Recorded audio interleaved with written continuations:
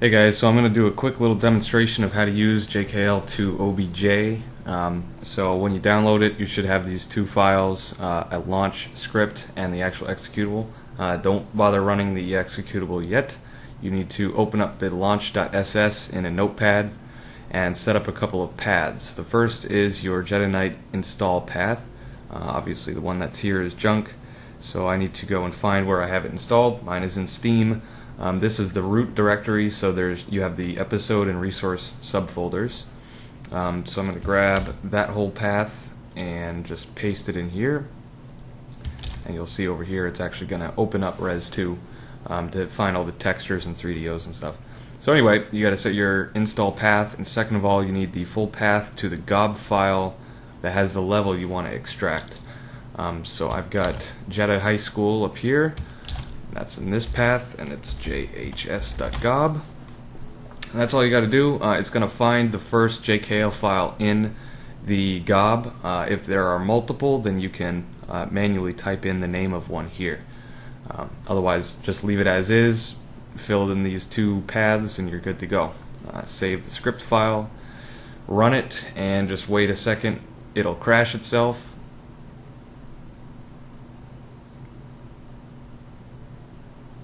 There we go, and it produces in this folder a OBJ file and a subfolder called JHS, which has a MTL material file inside of it, and also bitmaps of all the textures referenced by the level with the color map applied already. Should also work with 16-bit mats, and it should also work with transparency as well. But yeah, so even custom textures from the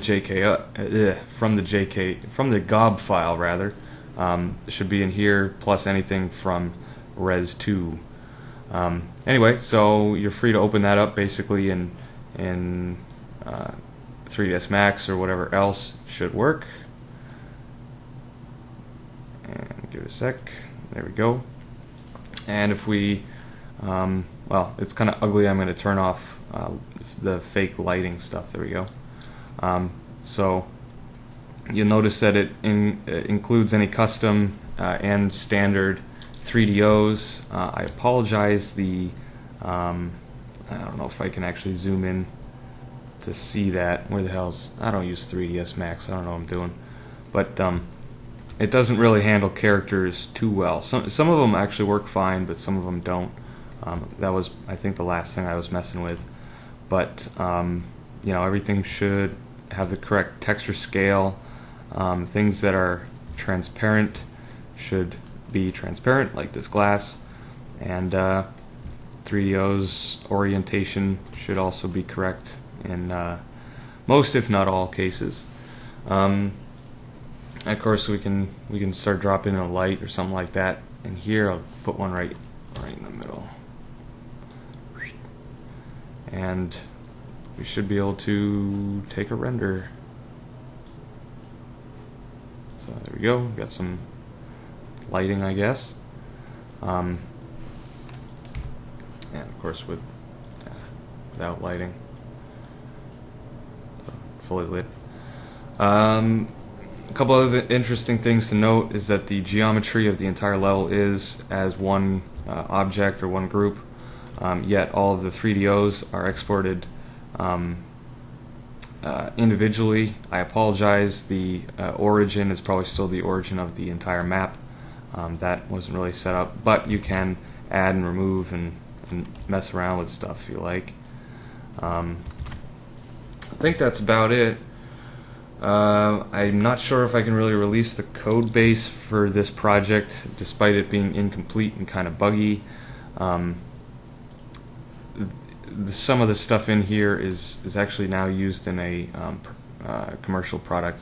Not obviously anything to do with Jedi Knight, but some of the other back-end stuff. So, and this whole code base is severely out of date, like 7 or 8 years or something.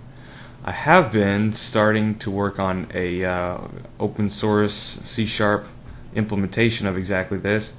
I have a couple of the classes, like the gob stuff is actually really good, fairly well optimized.